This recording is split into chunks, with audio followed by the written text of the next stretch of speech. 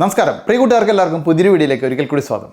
നിങ്ങളൊരു കീബോർഡ് വാങ്ങാൻ പ്ലാൻ ഇട്ടിരിക്കുകയാണെങ്കിൽ ഇന്നത്തെ വീഡിയോ അത് നിങ്ങൾക്കുള്ളതാണ്.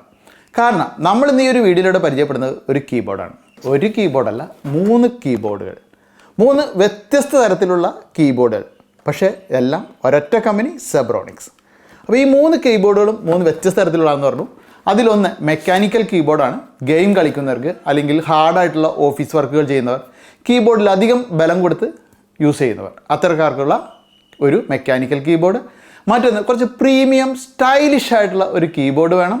നമ്മൾ ഉപയോഗിക്കുന്ന മോണിറ്ററൊക്കെ കുറച്ച് സ്റ്റൈലിഷാണ്. അപ്പോൾ അതിന് അടുത്ത് വയ്ക്കാൻ ഒരു അടിപൊളിയായിട്ടുള്ള വളരെ സ്ലിം ആയിട്ടുള്ളൊരു കീബോർഡ് വേണമെന്നുണ്ടെങ്കിൽ അതിലുള്ളൊരു കീബോർഡ്. മൂന്നാമത്തേത് ഒരു സാധാരണക്കാരന് അവൻ്റെ കമ്പ്യൂട്ടറിലേക്ക് അനുയോജ്യമായിട്ടുള്ള അവൻ്റെ ബഡ്ജറ്റിൽ ഒതുങ്ങുന്ന ഒരു കീബോർഡും മൗസും അടങ്ങിയ ഒരു കോംബോ പാക്ക്. അത്തരത്തിൽ 3 കീബോർഡുകളാണ് നമ്മൾ ഈ ഒരു വീഡിയോയിലൂടെ പരിചയപ്പെടുന്നത്. സെബ്രോണിക്സിൻ്റെ നിട്രോപ്രോ എന്ന കീബോർഡാണ് നമുക്ക് ഈ ഒരു ബോക്സിൽ ലഭിച്ചിരിക്കുന്നത്. ബ്ലാക്ക് നിറത്തിലുള്ള ഈ ഒരു കീബോർഡ് ഒരു മെക്കാനിക്കൽ കീബോർഡാണ്.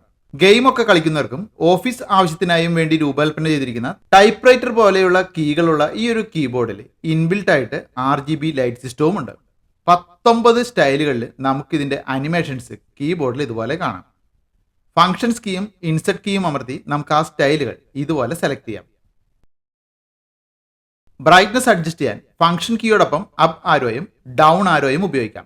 അനിമേഷൻ്റെ സ്പീഡ് നിയന്ത്രിക്കാൻ ഫംഗ്ഷനോടൊപ്പം ലെഫ്റ്റ് ആരോയും റൈറ്റ് ആരോയും ഉപയോഗിക്കാം.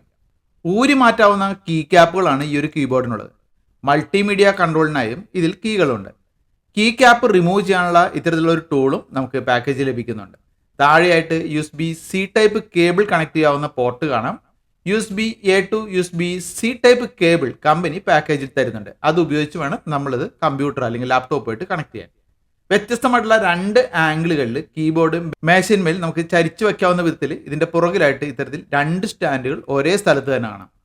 വിൻഡോസിൽ കസ്റ്റമൈസ് ചെയ്ത് ഉപയോഗിക്കാൻ സാധിക്കുന്ന ഈ ഒരു കീബോർഡിനായിട്ട് ഒരു പ്രത്യേക സോഫ്റ്റ്വെയറും ലഭ്യമാണ്. ഇതിൻ്റെ വില 2499 രൂപയാണ്.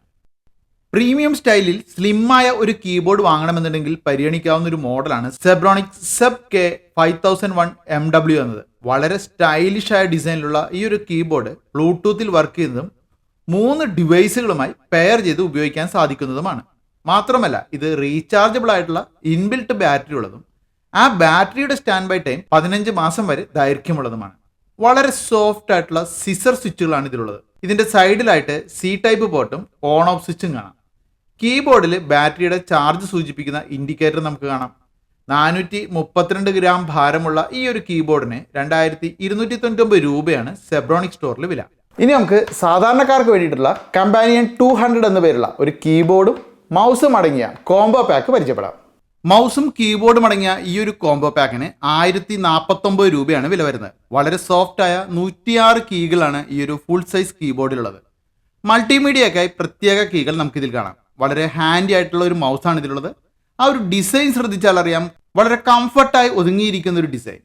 ഇത് വയർലെസ് ആയി പ്രവർത്തിക്കുന്ന കീബോർഡും മൗസുമാണ്. അപ്പോൾ അതിനായിട്ടുള്ള ഡോഗിളും മൗസിനുള്ളിൽ തന്നെ അവർ അറ്റാച്ച് ചെയ്ത് വെച്ചിട്ടുണ്ട്.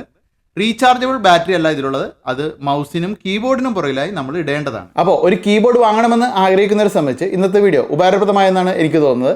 കാരണം 3 വ്യത്യസ്ത തരത്തിലുള്ള കീബോർഡുകൾ നിങ്ങളുടെ ബഡ്ജറ്റിനനുസരിച്ചും നിങ്ങളുടെ ആവശ്യത്തിനനുസരിച്ചും സെലക്ട് ചെയ്യാവുന്ന രീതിയിലുള്ള ഒരു വീഡിയോ ആയിരുന്നു ഇന്നത്തേത്.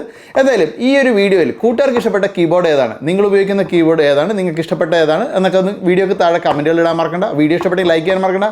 അപ്പോൾ മറ്റൊരു വീഡിയോ നമുക്ക് വീണ്ടും കാണാം. അതായിരിക്കും ബൈ.